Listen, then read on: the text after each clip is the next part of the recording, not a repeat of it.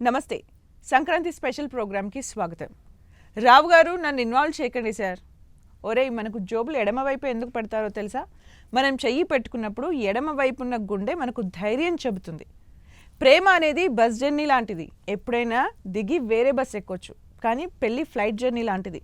ఒక్కసారి ఎక్కితే మధ్యలో దిగడానికి కుదరదు. లాంటి అద్భుతమైన డైలాగ్స్ రాసిన రచయిత, డైరెక్టర్, నిర్మాత కోన వెంకట్ గారితో సంక్రాంతి స్పెషల్ ఇంటర్వ్యూ ఈరోజు మనం చూద్దాం. నమస్తే sir. Happy Sankranti. Wish you the same. Thank you so much sir. యాక్చువల్గా మీ డైలాగ్స్లా కాదు, తర్వాత వాడుకలో వాడేస్తూ ఉంటారు, అంత బాగుంటాయి అన్నమాట. అంటే like what is the inspiration sir? Inspiration సొసైటీయే, మన మన రిలేటివ్స్, మన ఫ్రెండ్స్, మన చుట్టూ ఉన్న మన సొసైటీయే మనకి ఇన్స్పిరేషన్. అక్కడే ఉంటాయి క్యారెక్టర్స్ ఇవన్నీ, అందుకనే అవి గుర్తుండిపోతాయి. ఎందుకంటే మనం ఎక్కువ వాడే పదాలు అవన్నీ, వాటినే కొంచెం దాని కొంచెం కాయినింగ్, కొంచెం ప్రాస కలిపితే డైలాగ్ అవుతుంది అంతే. ఎస్, కాకపోతే తర్వాత అది చాలా పాపులర్, అందరు వాడేస్తూ ఉంటారు అనమాట, చాలా బాగుంటాయి. సార్, సంక్రాంతి గురించి మాట్లాడదాం. మీ చైల్డ్హుడ్లో ఎలా జరిగేది సంక్రాంతి, మీ చిన్నతనంలో? వచ్చిందంటే మేము చాలా ఊళ్ళో తిరిగాం. మా ఫాదర్ పోలీస్ డిపార్ట్మెంట్. ఓకే. ఇక ఎవ్రీ ఇయర్ ఒక ఊళ్ళో ఉండేది మా ట్రాన్స్ఫర్స్. బట్ మోస్ట్లీ అందరం మా గ్రాండ్ ఫాదర్ ఇంటికి వెళ్ళేవాళ్ళం. ఆల్ కజిన్స్ అక్కడికి గ్యాదర్ అయ్యి అలాగే any festival, most of the festivals. ఏ ఊరు sir? Bapatla. Okay. Guntur district. అక్కడికి అందరూ అక్కడ గ్యాదర్ అయ్యేవాళ్ళం. తర్వాత వెళ్ళి కొద్దీ ఇక అందరూ స్కాటర్ అయిపోయారు.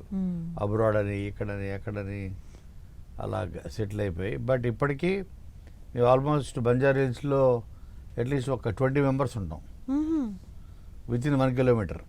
ఓకే. అందరూ అసెంబ్ల్ అవుతాం ఎవ్రీ ఫెస్టివల్కి. సో మాది very close family, Kona family అన్నది. చాలా అంటే మాకు వాట్సాప్ గ్రూప్ దగ్గర నుంచి మినిట్ టు మినిట్ అప్డేట్స్ ఉంటాయి మాకు. మా వాట్సాప్ గ్రూప్లోనే నాకు తెలిసి ఒక 100 మంది ఉంటారు. 100 మంది? మరి మా గ్రాండ్ ఫాదర్కి 10 చిల్డ్రన్. ఓకే. 6 boys 4 girls. మా ఫాదర్ నెంబర్ 2 ఆ 10లో. మరి మేము అలాగే మళ్ళీ మా వైఫ్స్, జస్ట్ గ్రూపే సంక్రాంతి పండుగలా కనిపిస్తుంది అంతమంది అంటే. సో మేమందరం ఎప్పుడు కలిసినా అదొక సంక్రాంతి అంతే. So your observation is different, అందరినీ డిఫరెంట్ గా చూస్తారు కాబట్టి ఇలాంటి డైలాగ్స్ మంచి అబ్జర్వేషన్ ఎక్కువ. నాకు మనకు సేయింగ్ ఉంది ఇంగ్లీష్లో, లిజనింగ్ ఈజ్ లెర్నింగ్ అని. మనం తక్కువ మాట్లాడి ఎక్కువ వింటే మనకి ఎక్కువ జ్ఞానం వస్తుంటుంది. అంటే మనం కొత్త విషయాలు తెలుసుకుంటూ ఉంటాం. ఓహో అవునా, అది ఎవరన్నా కానీ మన చిన్న పెద్ద సంబంధం లేదు. ఇప్పుడు ప్రజెంట్ జనరేషన్, ఇప్పుడు మా నీసు, నెవ్యూస్ ఇటు వాళ్ళందరూ మాడుతుంటారు. ఓహో వీళ్ళ భాష ఎలా ఉంటుందా, వాళ్ళ యూసేజ్ ఆఫ్ పదాలు మీరు చూస్తే జనరేషన్కి ఇది మారిపోతుంటుంది. ఓకే. అంటే యూసేజ్ కొలోక్యల్గా వాడేవి, చిల్ బ్రో, ఈ బ్రో, ఆ బ్రో అనుకుంటా అన్నిటికి. ఇప్పుడు మా అమ్మాయిలు కూడా, వాళ్ళు కూడా వాళ్ళ ఫ్రెండ్స్, వాళ్ళ గర్ల్స్ కూడా bro bro bro bro yeah right yeah. So ఇవన్నీ మన కాంటెంపరీ ఇప్పుడు సినిమాలో అవన్నీ మనం పెడితే ఓకే, ఇప్పుడు మన ప్రజెంట్ మన మధ్యన జరుగుతున్న కథ ఫీల్ అవుతారు. So observation is very important for any writer or ever director. మనం సొసైటీకి దగ్గరగా ఉండాలి, సొసైటీలో ఉండాలి, వీలైతే దగ్గరగా ఉండాలి, ఇంకొంచెం అడ్వాన్స్డ్గా ఉండాలి. ఫ్యూచరిస్టిక్, ఎస్, అది మూవీలో లైక్ కల్కి కైండ్ ఆఫ్ సినిమా, ఫ్యూచరిస్టిక్ అవి, అదొక genre kind of films. But you have to be all the time మనం చాలా అబ్జర్వెంట్గా ఉండాలి. ఇంకా సంక్రాంతికి వచ్చేసరికి డే ఎలా ఉండేది మీ చిన్నతనంలో? మార్నింగ్ నుంచి ఈవినింగ్ వరకు, లైక్ కైట్స్ ఫెస్టివల్ అని, కోడి పందాలు కూడా ఉండేవి అనుకుంటా. కోడి పందాలు అసలు ఆ జోలికి వెళ్ళలేదు ఎప్పుడు. నెవర్. అంటే వెరీ ట్రెడిషనల్ ఫ్యామిలీ మాది. కంపల్సరీగా గారెలు చేయాలి, కంపల్సరీ పులిహార, అది కూడా ఈ మామిడికాయ పులిహార, మామిడికాయ కొబ్బరికాయ పులిహార. ఫెస్టివల్ అంటే ఇంకా అది ఇట్ మస్ట్. అండ్ కంపల్సరీగా నేను ఈ సిల్క్ ఇవి తీస్తా బయటికి, అప్పుడే వేస్తా పంచ లాల్చి. ఓకే. 100%. అలాగా అంతే. ఇంకా ఇక గంగిరెద్దులు, కోలాటాలు ఊళ్ళో ఉంటాయి. ఇప్పుడు మాకు సంక్రాంతి సంబరాలని మా ఊళ్ళో జరుగుతాయి బాపట్లో. ఓకే. 3 days జరుగుతుంది. మేము చాలా పెద్ద ఎత్తున చేస్తాం కోనావారి సంక్రాంతి సంబరాలని. గంగిరెద్దులు పోటీలు పెడతాం, ముగ్గులు పోటీలు పెడతాం, ఊళ్ళో అందరినీ పిలిచి. తర్వాత ఒక సాంస్కృతిక కార్యక్రమాలు, కల్చరల్ ఈవెంట్ పెడతాం ఈవినింగ్. అంటే సంగీత కచేరీ. కనీసం ఒక 30,000 వస్తారు. Can you believe? 30,000. I will share videos. రోజు ఏంటిది అనుకుంటారు మీరు. కోనావారి సంక్రాంతి సంబరాలు అంటే బాపట్లో minimum 30,000. Last year before last year అయితే 80,000 వచ్చారు. 80,000. సముద్రం పక్కన పెట్టాం. ఇదో సముద్రం అయిపోయింది, జన సముద్రం, పక్కన ఏమో ఆ సముద్రం. సరే, ఎనీథింగ్ రిలేటెడ్ టు మళ్ళీ సినిమాలకు వచ్చేద్దాము. సంక్రాంతి టైంలో ఎలాంటి సినిమాలు ఎక్కువగా చూడడానికి ప్రిఫర్ చేస్తారు మీరు? Generally fun, family, comedy. జనరల్గా అందుకే కదా సంక్రాంతికి, లాస్ట్ సంక్రాంతి కదా, ముందు సంక్రాంతి వాల్తేరు వీరయ్యతో వచ్చాం మేము, నేను బాబీ, మా టీము. ఆ కైండ్ ఆఫ్ ఫిలిమ్స్ మేము ప్రిఫర్ చేయడం కాదు, ఆడియన్స్ ఏం ప్రిఫర్ చేస్తారో మనం అది ఇవ్వాలి. అండ్ అందరూ సంక్రాంతికి సగం హైదరాబాద్ ఖాళీ అయిపోతుంది. ఎందుకంటే వాళ్ళకి ఇక్కడ మీరు చెప్పారు కదా, గంగిరెద్దులు కానీ, కోలాటాలు, గంగిరెద్దులు, ముగ్గులు పోటీలు, ఇవేవి ఇక్కడ కష్టం కదా. భోగి మంటలు, 3 days ఫెస్టివల్, 3 days. సో కాబట్టి ఇవన్నీ పల్లెటూళ్ళల్లో ఓనే ఉంటుంది పండగ అన్నది. సో సిటీస్లో దాన్ని ఏమంటారు, ఇది ఒక కాంక్రీట్ జంగల్ అంటారు కదా. సో అలా ఇప్పటిదో అపార్ట్మెంట్స్, ఒక్కొక్క అపార్ట్మెంట్లో 300 ఫ్యామిలీస్, 400 ఫ్యామిలీస్ అందరూ కలిసి మంట పెట్టుకుంటే కాలిపోదు, అపార్ట్మెంట్ కాలిపోతాయి. కాబట్టి అట్మాస్ఫియర్లోకి వెళ్ళి మరి పండుగ చేసుకొని వస్తారు అందరూ, అందుకని అక్కడికి వెళ్తారు. సార్, అంటే ఎవ్రీ ఫ్రైడే సినిమాలు రిలీజ్ అవుతూ ఉంటాయి. Sankranti release is always special, very special. మీ మూవీస్లో సంక్రాంతికి సంబంధించి ప్రస్తావనలు కానీ రైటింగ్స్ కానీ ఏమైనా రాశారా? వాల్తేరు వీరయ్య నాకు అంటే నాకు డేట్స్ పెద్ద గుర్తుండవు కానీ ఐఎమ్ షూర్ నావి ఇప్పుడు నేను మోర్ దాన్ 50 ఫిల్మ్స్ రాశా. 50 దాటిపోయాయి. 50 దాటిపోయాయి. సో చాలా మరి సంక్రాంతి కూడా వచ్చుంటాయి. మీరు చూసారా అప్పుడు మాకు అంత, అప్పుడు ఎనీ జనరల్గా సమ్మర్కో ఎనీ ఫ్రైడే రాసే సినిమాలు బాగుంటే, సంక్రాంతికి స్పెషల్గా రిలీజ్ అవ్వాలన్న ఈ కాంపిటేటివ్ ఇది దానికి అన్నది లాస్ట్ ఫ్యూ ఇయర్స్ నుంచే స్టార్ట్ అయింది. నిజం చెప్పాలంటే వాళ్ళు మేబీ లాస్ట్ 10 years నుంచి, ఎస్పెషల్లీ ఓటీటీలు ఇవన్నీ వచ్చిన తర్వాత ఇప్పుడు సినిమా తొలగ స్పాన్ తగ్గిపోయింది, లైఫ్ స్పాన్. అంటే 1 week వచ్చేసింది, T20 లాగా. అవును, చూడడం మర్చిపోవడం, మళ్ళీ నెక్స్ట్ సినిమాకి వెళ్ళిపోవడం ఆడియన్స్. అంటే 1 week అయిపోయింది.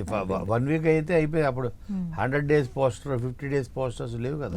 సో అందుకని మ్యాక్సిమం ఆడియన్స్ని క్యాప్చర్ చేయాలంటే సంక్రాంతి అన్నదానికి ఇది లాస్ట్ 10 years నుంచి వచ్చింది. బిఫోర్ 10 years చూసుకుంటే, నేను 97 నా కెరియర్ స్టార్ట్ చేసింది.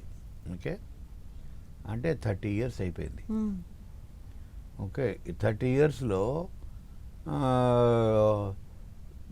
అప్పుడు మేము ఎనీ డేట్కి వచ్చాం ఎక్సెప్ట్ ఎగ్జామ్స్ టైం ఉంటుంది చూసారా, మార్చ్, అది వదిలేస్తే ఎనీ డేట్ ఈస్ ఫైన్. ఇప్పుడు నేను రాసిన అమానతమిళం అవ్వచ్చు, వెంకీ అవ్వచ్చు, డి అవ్వచ్చు, రెడీ, బాద్షా, కింగ్, చాలా ఇవన్నీ చాలా సినిమాలు, అదుర్సు, ఇవన్నీ మరి సంక్రాంతికి వచ్చా నాకు గుర్తులేదు కానీ బట్ ఏదైనా అన్ని సీన్ hit రాశారా సార్? సంక్రాంతి ఫెస్టివల్ కి సంబంధించి సీన్ ఏదైనా రాశారా, గుర్తుందా? గుర్తులేదు నాకు, నిజంగా గుర్తులేదు. సంక్రాంతి సంబంధించి సీన్ ఏం లేదు నాకు తెలిసి. పండగలకు సంబంధించి ఉంటే దివాళీ అలాంటివి, కానీ స్పెసిఫిక్గా సంక్రాంతిని బేస్ చేసుకుని సీన్ క్రియేట్ చేసినట్టు నాకైతే గుర్తులేదు. సో ఓకే, ఇన్ని సినిమాలు ఇన్ని రాశారు కదా సార్, అంటే ఏదైనా హీరోకి సంబంధించి స్టోరీ వచ్చినప్పుడు మీరు హీరో క్యారెక్టర్ని దృష్టిలో పెట్టుకొని రాస్తారా? స్టోరీ పైన ఎఫెక్ట్ కాకుండా అక్కడ మీరు ఎలాంటి కేర్ తీసుకుంటారు? హీరో క్యారెక్టర్ అంటే హీరోని దృష్టిలో పెట్టుకొని వాళ్ళ ఇమేజ్ని 100% పెట్టుకొని స్టోరీలో చేంజ్ చేసుకుంటూ Yeah, వెళ్ళిపోతారు. yeah. రైటింగ్స్ ఎలా ఉంటాయి? 100% హీరో దాన్నే మనం టైలర్ మేడ్ అంటాం. అంటే హీరో ఇమేజ్కి ఏంటి, ఏం సూట్ అవుతుంది, ఆయన చేసిన ముందు సినిమాలు ఏంటి, లాస్ట్ ఫిల్మ్ ఏంటి రిలీజ్డ్, మళ్ళీ సేమ్ రిపీట్ అవ్వకుండా.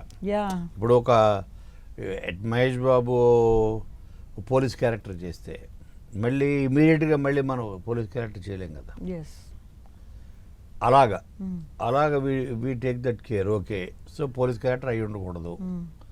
ఒకవేళ లాస్ట్ ఫిల్మ్ గ్యాంగ్స్టర్ చేస్తే గ్యాంగ్స్టర్ అయ్యి ఉండకూడదు. ఆర్ ఇప్పుడు చేసిన కెరియర్లో తను డిఫరెంట్ క్యారెక్టర్స్ చేసి ఉంటాడు, చేయంది ఏంటి, దాని మీద ఎక్కువ రీసెర్చ్ జరుగుతుంది. సో దట్ రిపిటేటివ్ ఉండకుండా. ఇప్పుడు చిరంజీవి గారు ఉన్నారు, ఆయన 150 ఆడ్ ఫిలిమ్స్, ఆయన చేయని పాత్ర అంటూ ఉండదు కదా, రకరకాలు చేశారు కదా. పోలీస్ ఆఫీసర్ అని ఇదని అదని, ఆయన చేయింది ఏంటి అంటే, ఓహో ఒక మత్స్యకారుడు ఆయన. సో వైజాగ్ బ్యాక్ డ్రాప్లో అదే ఉంటుంది, వాల్తేరు వీరయ్య. అవును సార్. అది చేయలేదు ఆయన, బట్ చిన్న ఫన్ టోన్. ఇలాంటి హోంవర్క్ చాలా చేయాల్సి ఉంటుంది ఫర్ ఎనీ హీరో. కొత్త వాళ్ళకైతే మనకు రెస్ట్రిక్షన్స్ ఉండవు. కొత్త వాళ్ళకైతే మనం వాళ్ళ ఏజ్ గ్రూప్ తగ్గట్టు చేస్తే చాలు. ఎస్, బట్ బిగ్ హీరోస్కి ఇన్ని కేర్ తీసుకోవాలి, ఇంత కేరు. మీ రైటింగ్లో చాలా ఫన్ ఉంటుంది సార్. మీరు ఎలా ఉంటారు బయట actually? I'm generally fun loving person. Okay. మనం ఏదో మన సినిమాలు మన రైటింగ్స్ అదే రిఫ్లెక్ట్ చేస్తాయి. సో మన క్యారెక్టర్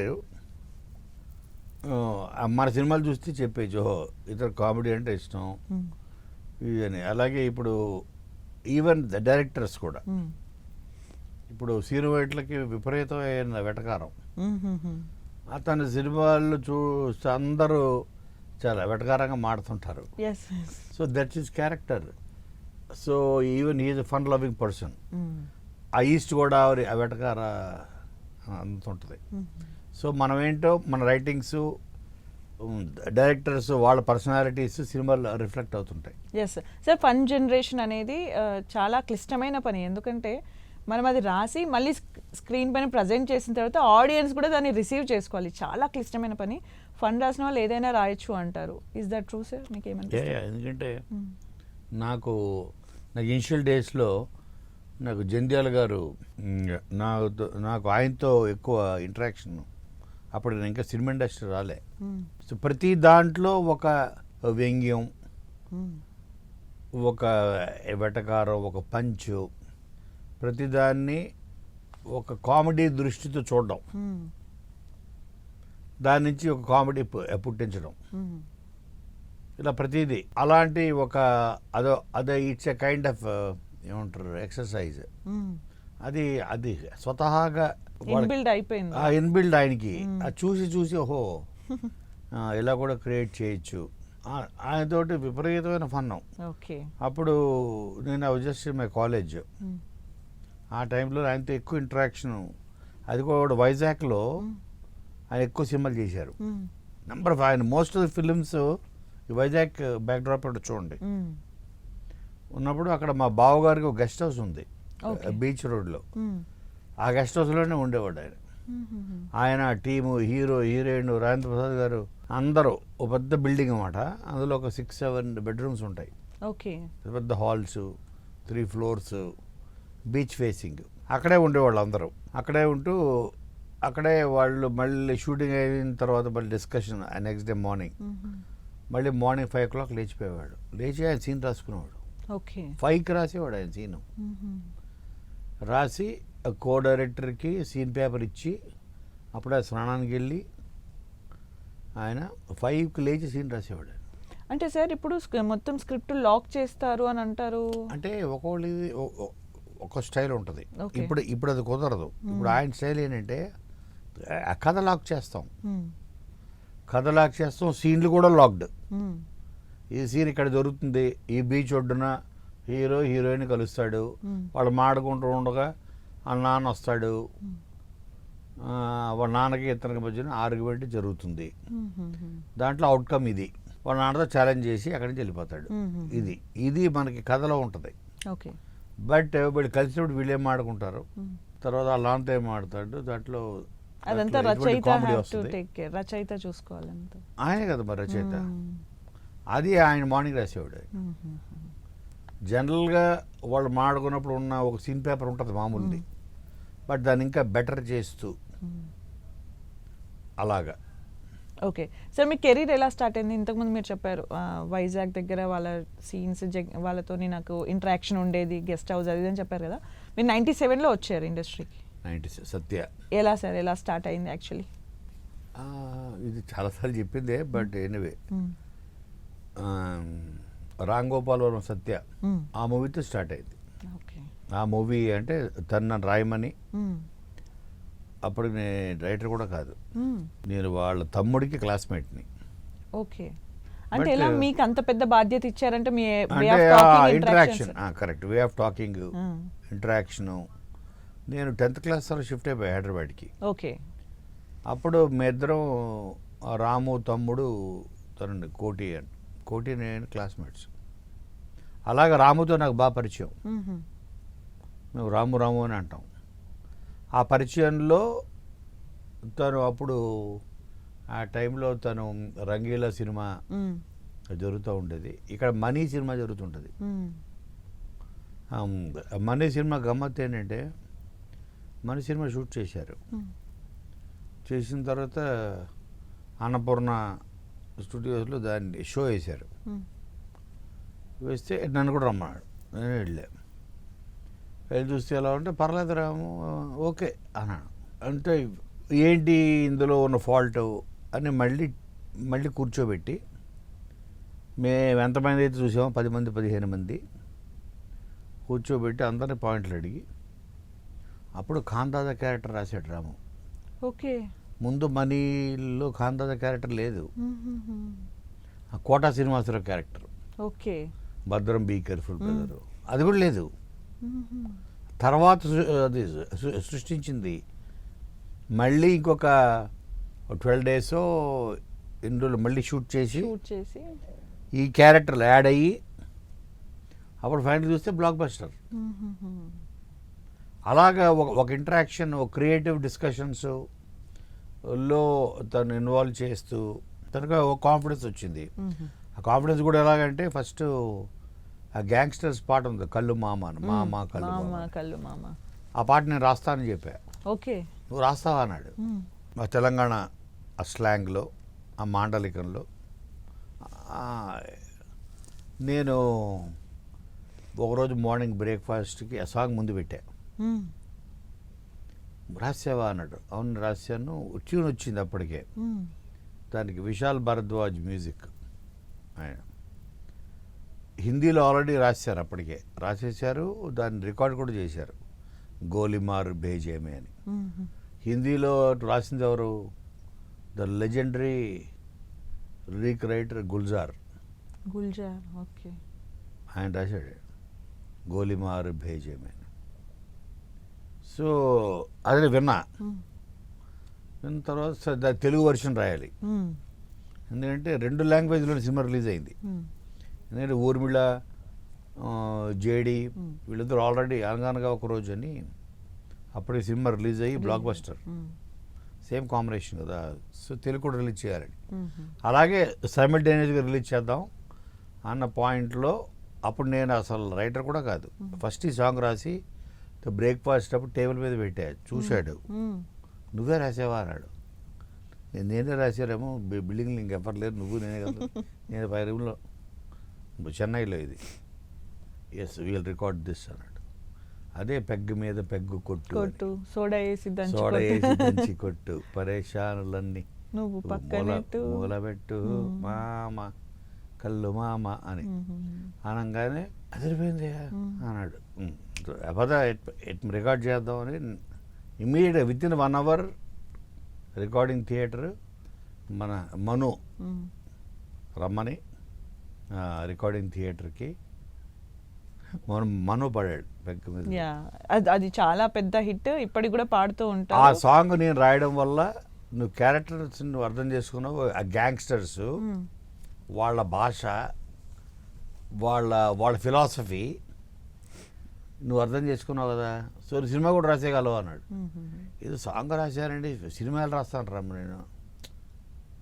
సుబ్బారావు రాయగలవా రాయ్ అన్నాడు. తను ఎవరన్నా ఎటకారంగా అందరు సుబ్బారావు అంటాడు. అతను ఎవరన్నా ఎటకారం చేయాలంటే సుబ్బారావు. అలాగే నేను ఓకేరా మళ్ళీ ట్రై అన్నా అని అప్పుడు డైలాగ్స్ రాయడం మొదలెట్టా. తర్వాత ఊర్మిళ్ళ అది ఇంకో పాట ఉంటుంది, గీలా గీలా పానీ అని. వర్షం పడుతుంటే వర్షం మీద, అది పొయిటిక్. అది ఓకే, అది కూడా రాసే అన్నాడు. మన గ్యాంగ్స్టర్స్ ఏదో రిఫ్రాఫ్ లాంగ్వేజ్ అది కూడా రాశా. అది సో అది వెరీ పొయిటిక్ సాంగ్. అది ఎస్ అంటే టూ వాన డిఫరెంట్ గా రెండు కూడా ఒకటి పూలా పూలా వాన అని రాశా. ఆ రెండు డిఫరెంట్. ఇది అలాగా ఐ బికేమ్ అ రైటర్. ఒక స్కూల్ లాగా అనుకోండి, ఇంకొక యాక్సిడెంటల్ రైటర్ నేను. సార్ మరి ఇన్ని రోజుల కెరీర్లో అప్పటి సినిమా టేకింగ్కి కానీ ఇప్పటికి కానీ మీరు చూసిన హ్యూజ్ చేంజెస్ ఏంటి? హ్యూజ్ చేంజెస్ అంటే టెక్నిక్ ఈ మన టెక్నికల్ చేంజెస్ తప్ప సినిమా ఈ సినిమా ఏ చేంజ్ లేదు. అయితే ఏంటంటే అప్పటికి ఇప్పుడు బడ్జెట్లు పెరిగాయి, నెంబర్ ఆఫ్ డేస్ పెరిగాయి. అప్పుడు 20 days 30 days సినిమా తీసేవాళ్ళు, ఇప్పుడు 150 days చేస్తున్నారు. మీకు తెలుసా అడవిరాముడు అన్నది ఎన్ని సాంగ్స్, 6 songs ఉన్నట్టున్నాను అందులో. యాక్షన్, ఇది ఫారెస్ట్, ఇది అది 28 days మూవీ అన్నీ కలిపి. ఇప్పుడు 20 days ఓన్లీ ఒక క్లైమాక్స్ చేస్తారు, 28 days ఓన్లీ ఒక ఫైట్ చేస్తారు. వై సార్ టెక్నికల్గా అన్ని డెవలప్ అయినాక కూడా ఎందుకు అంత టైం టేకింగ్ ఇప్పుడు? అదే అంటున్నాను, అదే ద వ్యాస్ట్ చేంజ్ అడిగారు దాని మీద. టెక్నికాలిటీ ఇప్పుడు టెక్నికల్ మనకి డెవలప్ అయితే మనకి ఇంకా ఈజీ అవ్వాలి ఫిల్మ్ మేకింగ్. అంటే మనకి లగ్జరీ వచ్చేసింది. ఓహో ఈ కెమెరా దీంతో ఇలా చేయొచ్చు, మైలో ఇది అది, ఫాస్ట్ ఫ్రేమ్స్ ఇవి అవి, ఇలా రకరకాలు వచ్చి అవి చెడగొట్టాయేమో అనిపిస్తుంది అంతే తప్ప. సో దానివల్ల కాస్ట్ ఆఫ్ ప్రొడక్షన్ పెరిగిపోతుంది. కాస్ట్ ఆఫ్ ప్రొడక్షన్ ఎప్పుడైతే పెరిగిందో ఓవరాల్ కాస్ట్ ఆఫ్ ప్రొడక్షన్, ఆ భారం మళ్ళీ మనం తీసుకెళ్ళి డిస్ట్రిబ్యూటర్స్ మీద వేస్తాం. ఆ డిస్ట్రిబ్యూటర్ తీసుకెళ్ళి ఆడియన్స్ మీద వేస్తాడు. అప్పుడు 10 రూపాయలు టికెట్ కొనేవాడు ఇప్పుడు 200 రూపాయలు కొనాలి. So everything is a chain reaction అలా ఉంటుంది. సో తేడా అదే. ఒక సినిమాని ఇప్పుడు ఓ మూవీలో ఎన్ని సీన్స్ ఉంటాయి? 60 scenes. 60 scenes అంటే ఒక 30 ఫస్ట్ హాఫ్, 30 సెకండ్ హాఫ్ చాలు. Movie is done. ఒక రోజుకి 8 hour కాల్ షీట్ ఉంటుంది, 8 hour call sheet per day. Okay, అంటే 8 hours పనిచేస్తారు కెమెరామెన్ దగ్గర నుంచి యాక్టర్స్ అందరూ. They ready to work 8 hours A day. Okay, మనకు కావాల్సినంత అవుట్పుట్ మొత్తం 2 hours ఆర్ 2.5. అంతే. 2.5 hours అవుట్పుట్ కోసం రోజుకి 8 hours, 100 days అంటే 800 గంటలు, 800 hours మనం షూట్ చేసి 2 hours తెస్తాం అందులో నుంచి బయటికి. ఇది వేస్ట్ కదా అంటాను నేను. నిజమే సార్. మీరు ఇప్పుడు రైటర్గా, డైరెక్టర్గా, ప్రొడ్యూసర్గా ఇవన్నీ జర్నీస్లో ఒకసారి డిఫరెన్సెస్ ఏంటి సార్? యాక్చువల్లీ మన ఇన్వాల్వ్మెంట్ ఎంతవరకు ఉంటుంది? రైటర్గా అయినా డైరెక్టర్గా తీసుకుంటే ఎలా ఉంటుంది, ప్రొడ్యూసర్గా తీసుకుంటే ఎలా ఉంటుంది? ఇన్వాల్వ్మెంట్ సినిమా ఇండస్ట్రీలో ఒక కామన్ ఫ్యాక్టర్ ఏంటంటే ఈజ్ ఎ ప్యాషన్. ప్రొడ్యూసర్గా వచ్చేవాడు కూడా నా దగ్గర డబ్బులు ఉన్నాయి కాబట్టి సినిమా తీద్దాం అనుకోడు. తనకు ప్యాషన్ ఉంది కాబట్టి సినిమా తీద్దాం అనుకుంటాడు. తను ఎక్కడో కష్టపడి ఏ రియల్ ఎస్టేట్లోనూ ఏ బిజినెస్లోనూ తన వ్యాపారంలోనూ కష్టపడి సంపాదించుకున్న 25 సంవత్సరాలు 10 సంవత్సరాలు 15 సంవత్సరాలు ఆ సంపాదన తీసుకొచ్చి ఇక్కడ పెడతాడు. అంటే ప్యాషన్. అలాగే ఎక్కడో మారుమూల గ్రామం నుంచి అదే మనకే చదువు రాదు, సినిమా ఇండస్ట్రీ మీద మక్కువ ఉంది, ఓ ప్యాషన్ ఉంది అని పారిపోయి వచ్చిన కుర్రాడు ఓ లైట్ మ్యాన్ కింద జాయిన్ అవుతాడు, ఓ కెమెరామ్యాన్ కింద జాయిన్ అవుతాడు. ప్యాషన్. వాళ్ళు అదే ఊళ్ళో ఉండి they can earn much more. ఇక్కడ వచ్చి కృష్ణానగర్లోనో రూముల్లో 4-5 కలిసి ఒక రూమ్లో పడుకొని, okay, and then the directors వాళ్ళు కూడా అంతే. ఈ ప్యాషన్ అన్నది అందరినీ లాక్కొచ్చి కట్టి పడేస్తుంది ఏంటి ఒక దగ్గర. వాళ్ళు చేసే పనులు వేరే అవ్వచ్చు, బట్ వాళ్ళందరినీ డ్రైవ్ చేసే ఫోర్స్ అన్నది cinema.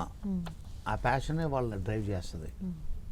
So what ever be the job, ఇప్పుడు నేను రైటింగ్ అవ్వచ్చు, ఒకళ్ళు డైరెక్షన్ అవ్వచ్చు, ఒకళ్ళు కెమెరా వెనకాల ఉన్న కెమెరామెన్ అవ్వచ్చు, జూనియర్ ఆర్టిస్టులు అవ్వచ్చు, అందరినీ కట్టిపడేసేది సినిమా మీద ఉన్న ఆ ప్రేమ, ఆ ప్యాషన్.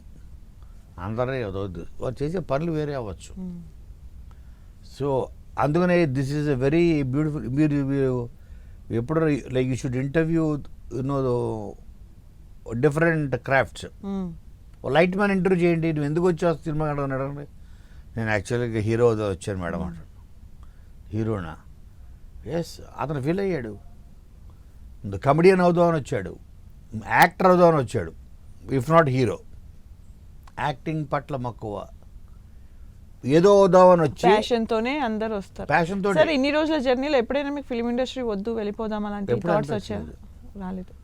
మొత్తం రోడ్డు మీద అప్స్ డౌన్స్ చూసి ఉంటారు కదా. రోడ్డు మీదకి వచ్చాం.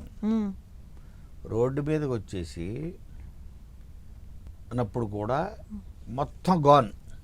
ఎప్పుడు సార్ ఇది? ఏ ఇయర్లో జరిగింది ఇది? In the year 97. అప్పుడే. ఆ తర్వాత ఐ బికేమ్ రైటర్, ప్రొడ్యూసర్గా వచ్చి. అయినా వదలలేదు. అలాంటి ఇండస్ట్రీ ఇది. ఓకే. అంటే మనం ఆ ప్యాషన్ చెప్పే కదా, కట్టిపడేస్తుందని. మనకి ఏం రాకపోయినా పర్లేదు, తిండి లేకపోయినా పర్లేదు, ఒక పూట దొరికితే చాలు. ఓకే. ఇప్పటికీ కృష్ణనగర్లో నాకు చెప్పేవాడు పూరి జగన్ మీద మంచి ఫ్రెండ్స్. ఓకే. వాళ్ళు ఏంటంటే ఈ మా స్లిప్పులు ఇస్తారు మంత్లీ, వాళ్ళు కొనుక్కుంటారు మెస్లో. ఓకే. మంత్లీవి meals tickets, coupons, monthly coupons. So ఒక 30, ఒక 40, 50, 60 నీ బడ్జెట్ బట్టి కొనుక్కొని ఓ 30, 40 ఉన్నాయి అంటే సరే, రోజుకి 2 తింటావా, 1 తింటావా నీ ఇష్టం. బట్ ఆ మంత్కి నీ దగ్గర ఉన్న 40 ఆర్ 50 ఆర్ 30 అంటే రోజుకి ఒక మీల్ తినగలవు ఆ కూపన్స్. అలాగా సర్వైవ్ అయ్యి పూరి లాంటి వాళ్ళు డైరెక్టర్స్ అయ్యారు. సరే, ఎంతో ఎక్స్పీరియన్స్ గెయిన్ చేసిన తర్వాత ఎందుకు అలా సడన్గా డౌన్ఫాల్ అయిపోతారు? ఇప్పుడు లైక్ పూరి జగన్నాథ్ గారిని తీసుకున్నా కూడా చాలా సూపర్ డూపర్ హిట్స్ ఇచ్చిన తర్వాత తను కూడా ఒక స్టేజ్లో మొత్తం అన్ని డబ్బులు పెట్టేశాను ఒక సినిమాలో అని చెప్పారు. ఎందుకు ఇలాంటివి జరుగుతూ ఉంటాయి? ఎందుకంటే నమ్మకం. ఈ సినిమా అన్నది రాత్రికి రాత్రి ఎవరన్నా కింగ్ చేసేస్తుంది, రాత్రి పాపరం చేస్తుంది. బికాజ్ డబ్బులతో కూడుకుంది కదా ఫైనాన్షియల్ ఇది. ఇప్పుడు ఏదన్నా మనం ఇప్పుడు తను వెరీ ఫాస్ట్ థింకర్. ఒక స్క్రిప్ట్ని 2 నెలలు 3 నెలలు సంవత్సరాలు కూర్చొని రాసేవాళ్ళు నాకు తెలుసు. తను 2 రోజులు రాసేస్తాడు, అది పోకర్ అయిపోతుంది. అదే 2 రోజుల్లో ఇంకో సినిమా రాస్తాడు, బ్లాక్ బస్టర్ అయిపోతుంది, ఇండస్ట్రీ హిట్ అయిపోతుంది. అదే 2 రోజుల్లో మళ్ళీ ఇంకో సినిమా ఏదో రాస్తాడు, అది ఆడదు. దానికి అంతే డబ్బు, దానికన్నా ఎక్కువ డబ్బు పెట్టుంటాడు. అది అంటే ఆడదు. ప్రొడ్యూసర్గా ఒక డైరెక్టర్ కాకుండా కూడా సేఫ్గా ఉండేది ఏంటి ఒక హీరో హీరోయిన్ ఏది ఏది సార్ ఫిల్మ్ ఇండస్ట్రీలో ఏ క్రాఫ్ట్ సేఫెస్ట్ సేఫెస్ట్ హీరో. హీరోనా కానీ పాప వాళ్ళకే వాళ్ళ కష్టాలు వాళ్ళకు ఉన్నాయి. అంటే స్టార్డమ్ ఆ డౌన్ స్టార్టప్ కాదు, ఇప్పుడు ఒక హీరో కంపల్సరీగా హిట్ ఇవ్వాలి. ఒక హిట్ ఇస్తే తర్వాత ఒక 2 ఫ్లాప్లు ఇచ్చినా పర్లేదు, క్షమిస్తుంది ఇండస్ట్రీ. అంటే ఇంకా వస్తాడు ప్రొడ్యూసర్ అతనితో సినిమా తీయడానికి. పబ్లిక్ కూడా సర్లేరా పాపం ఆ సినిమా హిట్ వచ్చిందిగా, తర్వాత ఏదో ఆ డైరెక్టర్ తప్పో లేకపోతే ఇంకో తప్పో హీరోయిన్ని క్షమించేస్తాడు. ఇంకొక 2 ఫ్లాపులు వస్తాయి, క్షమిస్తాడు. ఎందుకంటే ఆ ఫస్ట్ హిట్టే గుర్తుంది వాడికి. మళ్ళీ వచ్చింది 4, ఏంటివి ఇతను సినిమాకి వెళ్తే మనం బోర్ అయిపోతున్నాం, అన్నీ కూడా ఫ్లాపులు, ఇతను సెలక్షన్ బాగోలేదురా అంటాడు. మళ్ళీ సర్లే చూద్దాం, ఇది వెళ్ళి ఆడియన్స్ తగ్గుతారు, శాతం తగ్గుతుంది. ఉధృతం ఫస్ట్ షోకి ఉండే ఉధృతం అది తగ్గిపోద్ది. బాగుంటే వింటే వెళ్దాంలే పర్లే, అలా తగ్గిపోయి మళ్ళీ పోయింది. వద్దురా ఇతను మనం డిసప్పాయింట్ చేస్తున్నాడు సెలక్షన్ వల్ల. బట్ ఫైనాన్షియల్లీ వాళ్ళు కొంచెం సేఫ్ జోన్లో ఉంటారు. అంటే తన టైం బాగున్నప్పుడు జాగ్రత్త సంపాదించుకొని 4 రాళ్ళు వెనకేసుకొని ఒక ఇల్లు ఏదో స్థలం పొలం కొనుక్కొని సెక్యూర్ అయిపోతే దెన్ దే ఆర్ సేఫ్. కానీ వాళ్ళు కూడా ఆ ఇంట్లో కూర్చోలేరు. సరే మనకి పిల్లలు పుట్టారు, వాళ్ళు వెళ్తున్నారు, బాగానే ఉంది. నేను ఒక 2-3 అపార్ట్మెంట్లు కొన్నాడు, ఒక స్థలం కొన్నాడు శంషాబాద్ దగ్గర, అది పెరిగింది, ఇప్పుడు 2-3 కోట్లు అయింది ఆ స్థలం. నేను 10 లక్షలు పెట్టి కొన్నాను. నేను జరిగినవి చెప్తున్నాను, ఆ పేర్లు చెప్పట్లేదు. ఇప్పుడు సినిమాలు లేవు. ఇప్పుడు ఏమంటానంటే వైఫ్ తోటి నెమ్మదిగా మనల్ని సినిమా తీయడానికి ఎవరు రావట్లే కదా లక్ష్మి, మనం పని చేద్దాం. శంషాబాద్ దగ్గర కొన్నా కదా, మనమే సినిమా తీద్దాం. Oh my God.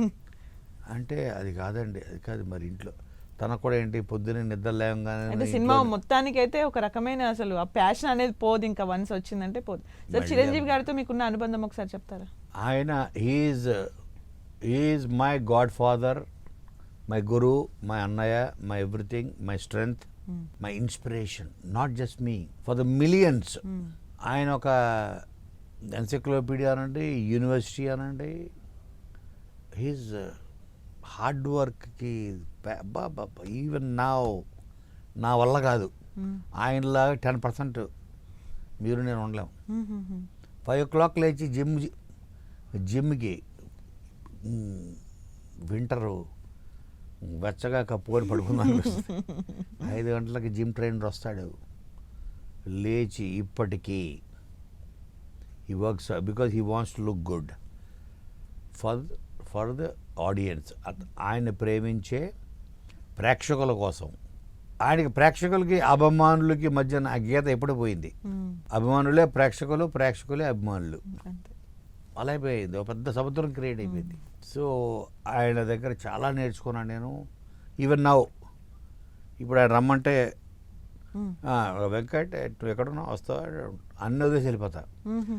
ఆ 30 minutes కూర్చోండి, 1 hour కూర్చొని ఇవ్వండి, ఎప్పుడప్పుడు 3-4 hours కూర్చుంటాం ఇద్దరమే రూమ్లో. ఏదో ఒకటి ఎట్ నేర్చుకుంటా, ఆయన దగ్గర తెలుసుకుంటా. చాలా హార్ట్ టచింగ్ ఉంటాయి కొన్ని. ఆయన నన్ను అడిగారు ఒకరోజు, మా మదర్ మా అక్క దగ్గర ఉంటుంది వైజాగ్లో, అక్కడే ఇష్టం ఆవిడ, నేను ఎక్కడ తిరుగుతుంటా అటు ఇటు, హైదరాబాద్లో ఆవిడకి ఇష్టం ఉండదు అని అంటే, మీ అమ్మ చూసేస్తుంటా, ఎటు వెళ్తుంటానండి, వెళ్ళవయ్యా, టైం స్పెండ్ చేయి, వాళ్ళు లేనప్పుడు తెలుస్తుంది నీకు వాల్యూ. నీ దగ్గర ఉన్నాయి ఫోటోలు లేవు, చూసా ఫోటోలు ఉండాలి, మెమరీస్ ఉండాలి మనకి అనగానే ఒక్కసారి నాకు కళ్ళు చెమర్చాయి. అవును కదా, ఆయన అన్నారు. నేను ఎప్పుడు అనుకునేవాడిని మా ఫాదర్ని తీసుకొని మీ అందరం కలిసి ఎక్కడికన్నా వెళ్ళి యూరోప్ అది ఈ సినిమా తర్వాత వెళ్దాం, తర్వాత ఆయన లేకుండా పోయారు. So we don't have great memories, ఒక పిక్చర్స్, వీడియోలు అవి ఇవి ఉన్నాయి కానీ, బట్ ఒక టైం స్పెండ్ చేసాము, ఒక వారం 10 రోజులు ఇద్దరం మా ఫ్యామిలీ ఇది లేదు అనగానే నాకు వెంటనే నెక్స్ట్ డే ఫ్లైట్ తీసుకెళ్ళిపోయాయి మా అమ్మ దగ్గరికి. ఓకే. వెళ్ళొచ్చి అక్కడి నుంచి ఫోన్ చేసా, అన్న ఇప్పుడు ఎక్కడో తెలిసి ఎక్కడ మా అమ్మ దగ్గర. అబ్బా, అవునా? అంత ఇన్స్పిరేషనల్ గా మాట్లాడతారు. And that too. అంటే ఆయన చెప్పే దాంట్లో ఇప్పుడు నేను నా కుటుంబ సభ్యుడికి, నేను నా కొడుకు నా తమ్ముడికి చెప్తున్నాను అన్నట్టే చెప్తాడు తప్ప Yeah. ఆయన నేను బోధిస్తున్నాను, నేను చాకంటి కొట్టిస్తున్నాను, నేను ఒక Mhm. అంటే జీవిత సత్యాలు అంటాం కదా, అదనమాట. అది ఇట్ కమ్స్ అవుట్. అవును కదా, మనం ఎందుకు ఇవ్వట్లేదు టైం? మనం మన వైఫ్కి మనం ఎంత టైం ఇస్తున్నాం, మన పిల్లలకి మనం ఎంత టైం ఇస్తున్నాం. నేను తర్వాత వచ్చి నేను మా అమ్మాయిలకి క్లాస్ పీకా. మనకి మెమరీస్ ఉండాలి, మనం ఎటైనా వెళ్ళి మనం టైం స్పెండ్ చేయాలి, ఫోటోలు దిగాలి, వీడియోలు దిగాలి, సెల్ఫీ. నెక్స్ట్ అప్కమింగ్ ప్రాజెక్ట్స్ లో ఇవి ఉంటాయేమో మళ్ళీ వాడేస్తారేమో అని అంటే the memories are so important Yes. అన్నది is the greatest line. Line నేను రీసెంట్గా ఆయన దగ్గర నుంచి నేర్చుకుంది. నేర్చుకున్నా. మీ చాలా అక్క- నేర్చుకున్నాను మ్మ్. ఆయన దగ్గర ప్రతి మీటింగ్లో. మ్మ్. రీసెంట్గా ఆయన దగ్గర నుంచి నేను సంపాదించిన ఒక గొప్ప జీవిత సత్యం ఏంటంటే మనకి మెమరీస్ ఇంపార్టెంట్ ప్రతి వాళ్ళకి. ఏదో మనకి ఇప్పుడు మనకి గడిచిపోతుంది, మనం ఏముంది అందరు ఏమనుకుంటారంటే మనం 100 కొట్టేస్తాం గ్యారంటీగా అనుకుంటారు కానీ అలా లేదు సార్. సార్ ఆత్రేయ గారితో కూడా మీకు మంచి అనుబంధం ఉందని ఉంది. తెలుసు. మరి జర్నీ సార్ ఎలా ఉండింది? ఆయనతోటి అదే చెప్పి ఆయనతోటి అనుకోకుండా ఒక పరిచయం. అప్పుడు నేను I was 25, ఆయనేమో 65. ఇది ఫ్రెండ్షిప్. రోజు సాయంత్రం కారు వేసుకుని ట్యాంక్ బండ్లు ఇంక బండ్లు తిరిగేవాళ్ళు రాత్రుళ్ళు 2-3 వరకు. ఆయనకి సరదా కారు తిరగడం అంటే. అలాగా అనుకోకుండా ఆయనతోటి ఒక ఫ్రెండ్షిప్. ఆయన మళ్ళీ చెన్నై వెళ్ళిపోయిన మద్రాస్కి అర్ధరాత్రి ఫోన్ చేసేవాడు 11:30కి. మా ఫాదర్ ఎత్తాడు. ఆయన డిఎస్పి. ఇప్పుడు ఇక్కడే హైదరాబాద్లో ఉండేవాడు, హైదరాబాద్లో. అప్పటికి ఆయన అన్ని ఊళ్ళు చేసి హైదరాబాద్కి ట్రాన్స్ఫర్ అయ్యి 11:30కి ఫోను. అటు వెంకట్ ఉన్నాడండి అంటే, మీరు ఎవరు మాడుతున్నారు? ఆచార్య ఆత్రేయని మాడుతున్నాను అనేవాడు. ఆచార్య ఆత్రేయ ఈ పేరు ఎక్కడ ఉన్నట్టుంది అనుకో మా నాన్న. ఆచార్య ఆత్రేయ సరే అరే నీకోసం ఫోన్ రా. అప్పటికి ల్యాండ్ లైన్స్. ఇప్పుడు ఇది ఐమ్ టాకింగ్ అబౌట్ 1991 ఆ టైంలో. అప్పటి జర్నీ అలాగా ఆయన అప్పుడు ఆయన ఆత్మకథ, ఆయన ఆటోబయోగ్రఫీ అంటాం, ఆయన ఒకటి రాయడం మొదలుపెట్టాడు. ఆయన అది ఎక్కడుందో తెలియదు. అది కనుక దొరికితే it will be very great. Very great. అది ఎక్కడుందో సంపాదించలేదు. సో ఆయనకు చెప్పేవాడు, నేను ఆత్మకథ ఇటు రాయడం మొదలుపెట్టా వెంకట్ అని. నా చరమాంకంలో ప్రథమ వ్యక్తి నువ్వే ఉంటావు అన్నాడు. అంటే in my last chapter of my autobiography you will be first character అని. ఇలాగ ఒక 1 year 2 years నడిచింది మా ఫ్రెండ్షిప్. And one fine day is no more అని కాల్. అలాగే it was very brief but very deep memorable. ఆయన నుంచే ఓకే నేను అవ్వాలి రైటర్ అని ఫిక్స్ అయ్యా. ఓకే సార్, రైటర్ అని ఫిక్స్ అయ్యారు. మళ్ళీ ప్రొడక్షన్ సైడ్ ఎందుకు వచ్చారు? అంటే ఏ మూమెంట్లో అలాంటి డెసిషన్? ప్రొడక్షన్ సైడ్ రావడం అంటే ఇదేదో మనం ప్రొడ్యూసర్ కోట్లు సంపాదించేద్దామని కాదు. ఇప్పుడు నాకు మీరు మన ఇద్దరిలో కూర్చున్నాము, ఏమంటే మీ లైఫ్లో జరిగిన ఒక సంఘటన, ఒక కథ మీరేదో రాసుకున్నారు, మీరు నాకు చెప్పారు. ఇలా ఖాళీ టైంలో మనకు 1 గంట ఉంది ఇంకా వెళ్ళడానికి ఇంటర్వ్యూకి, మీరు కథ చెప్పారు నాకు. It is so inspiring. Okay ఇది నేను ప్రపంచానికి నేను చూపించాలి. ఇది ఎప్పుడు నేను వినని ఒక ఎక్స్పీరియన్స్. మీ కథ, మీ లైఫ్లో జరిగిన ఒక సంఘటన ఆధారంగా మీరు ఒకటి రాసుకున్నారు, అది అర్జెంటుగా చెప్పాలి అని అది నేనే తీసేశాను. ఓకే, అలా I started encouraging new talent. Shiva నిర్మాణ, త్రుడిని కోరి, గీతాంజలి, రాజ్ కిరణ్, అలాగా. అండ్ నేనేంటి ఇప్పుడు నేను అందరికీ ఇప్పుడు జూనియర్ ఎన్టీఆర్కి 4 films రాశాను. Okay, all 4 are hits. Samba, Adhurs, Baadshah, Jai Lava Kusa 4 films అన్నీ హిట్సే. మహేష్ బాబుకి 1 film. ఇలా అందరు హీరోలు కవర్ చేశా. పవన్ కళ్యాణ్ గారికి బాలు. బన్నీకి, అల్లు అర్జున్కి హ్యాపీ, మ్మ్. రవితేజ్కి అయితే ఎన్నో, మ్మ్. అందరికీ రాశా. సో బిగ్ స్టార్స్ తోటి అంటే వాళ్ళ బడ్జెట్స్ వేరు, వాళ్ళ ఇది వేరు. మీ కాన్సెప్ట్ ఫిల్మ్స్, చిన్న చిన్న కథలు, మ్మ్.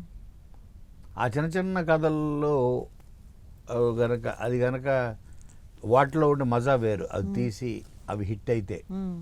పెద్ద స్టార్స్ ఎలాగవుతాయి. మ్మ్. అందుకని I started my own banner. Okay sir, Geethanjali 2 parts తీశారు. థర్డ్ పార్ట్ గురించి వర్కౌట్ చేస్తున్నారా? చేస్తున్నాం. ఈసారి మొత్తం అంతా వీసాలు స్టాంపింగ్ వేయించి దెయ్యాలని అమెరికా తీసుకెళ్దాం అనుకుంటున్నాం. Okay okay. దెయ్యాలకి అక్కర్లే కదా వీసాలు, టికెట్లు కూడా అక్కర్లే కదా. ఈసారి US based story. Geethanjali second part మళ్ళీ వచ్చింది. సో థర్డ్ పార్ట్ ఇంకోటి ఏదో పెట్టి అక్కడే గీతాంజలి 3 అక్కడ చేయాలనేది already I'm forming a story. Okay. Upcoming project sir, present working we upcoming. Present ఒకటి comrade Kalyan. Okay. It got be very different. Sri Vishnu hero తన మదర్గా మన రాధికా శరత్ కుమార్, అండ్ హీరోయిన్గా ఫస్ట్ టైం మహిమా నంబియార్ అని మలయాళంలో మంచి హీరోయిన్. ఓకే. మంచి సినిమాలు చేసింది అమ్మాయి. ఫస్ట్ టైం తెలుగు తీసుకొచ్చాం మహిమా నంబియార్. తన ఫ్రెండ్స్గా సత్య అండ్ సుదర్శన్, అలాగే సాయి చంద్ గారు, శత్రు అయిపోయింది సార్ షూట్. అలాగే చాకో, స్టాంట్ అండ్ చాకో అని మలయాళీ అయిపోయింది. Only the climax is left. Okay. Big star cast, very different, 90s backdrop. Okay. Another movie sir? ఇంకోటి band Melam. Okay. Band Melam అని కోర్ట్, శ్రీదేవి అండ్ రోషన్ వాళ్ళిద్దరినే మళ్ళీ పెట్టి పేరుగా ఒక రూరల్ తెలంగాణ బ్యాక్ డ్రాప్లో love story, teenage love story. Okay. ఒక 10th క్లాస్ నుంచి డిగ్రీ ఫైనల్ ఇయర్ వరకు జరిగే ఒక లవ్ స్టోరీ అది. సార్, మీరు తీసినప్పుడు కామెడీ అనేది ఏదైనా ఒక చాలా చక్కగా ఉండేది. ఇప్పుడు క్రింజ్ కామెడీ ఎక్కువ అయిపోయింది. దాని గురించి మీరు ఏం చెప్తారు? ఫస్ట్ పాయింట్, నాకు క్రింజ్ అంటున్నారు అందరూ. నేను అదొకటే ఎక్కించుకోలేదు. క్రింజ్ అంటే ఏంటి మీ ఉద్దేశంలో? అంటే I'm trying to learn from you. Sir, అంటే లైక్ ఇప్పుడు మీరు రాసిన డైలాగ్స్ ఏవైనా కూడా మేము బయట మంచి వాడుకునే వాళ్ళం. రావు గారు, రెడ్డి గారు, ఒక క్రింజ్ డైలాగ్ కూడా చెప్పండి. అంటే ఫర్ మీ టు గెట్. సరే, క్రింజ్ వదిలేద్దాం. వల్గర్ కామెడీ అనేది ఎక్కువ అయిపోయింది. దాని గురించి మీరు ఏం చెప్తారు? Vulgar double meanings. Yeah. Okay. ఒకళ్ళది ఒక టేస్ట్ అంతే. అది నేను చెప్పా కదా, అవి చూసేవాళ్ళు ఉంటారు, అంటే దాన్ని ఆనందించేవాళ్ళు. ఓకే. So okay fine. అంటే అది వాళ్ళ పర్సనాలిటీ బట్టి ఉంటుందని నా ఫీలింగ్. మనం దేన్ని తక్కువ చేయకూడదు. అది లేకుండా సినిమాలు ఆడవా అంటే నేను రాసిన దాంట్లో ఏది టిల్ డేట్ ఏ సర్టిఫికేట్ సినిమా ఏది రాయలేదు నా సినిమాలు. ఏది మోర్ దెన్ 50 ఫిలిమ్స్. ఓన్లీ దేంట్లో హారర్ ఎక్కువ ఉందని ఇస్తానంది ఆవిడతో పెద్ద గొడవ పెట్టుకున్నారు సెన్సార్ ఆఫీసర్. చిన్నపిల్లలు కూడా చూసే కైండ్ ఆఫ్ హారర్ ఫిలిం అది. ఇంట్లో భయపడతారు కదండి అని ఆవిడతో పెద్ద గొడవ పెట్టుకున్నా సెన్సార్ ఆఫీసర్. అలాగే సార్, ఇంకా నెక్స్ట్ స్టార్ హీరోల గురించి ఏమైనా స్టోరీస్ రాస్తున్నారా? అదే ఇప్పుడు చిరంజీవి గారిది ఇప్పుడు జనవరిలో స్టార్ట్ అవుతుంది. ఓకే. ఈ మంతే స్టార్ట్ అవుతుంది. బాబీ డైరెక్టర్గా, సేమ్ మళ్ళీ వాల్తెర్ వేరే team. Okay. Is repeating one more, ఇంకా బిగ్గర్ బ్లాక్ బస్టర్ ఇవ్వడానికి అన్ని వెపన్స్, ఆయుధాలు సిద్ధం చేసుకున్నాం. షూటింగ్ స్టార్ట్ అవుతుంది జనవరిలో. సార్, మీరు డైరెక్ట్ చేసిన నా నవల్ అదు మూవీ ఎందుకు రిలీజ్ అవ్వలేదు? అది రిలీజింగ్ కోసం ఏమైనా చేస్తున్నారా? అది నేను, తను, ఆమె. తమిళ్లో నాన్ అవల్ అదు. ఇది మాధవన్ హీరో, సదా హీరోయిన్. తర్వాత షమితా శెట్టి ఇంకో హీరోయిన్, శిల్పా శెట్టి గారి సిస్టర్. దీంట్లో సాయాజీ షిండే, సునీలు, చాలామంది ఉన్నారు. Completed the film. నా బాధ్యత అయిపోయింది. ఆ తీసిన నిర్మాత మాయమైపోయాడు. అతను బాంబే, అతను గౌరవ్ శర్మ అని డిజపియర్డ్.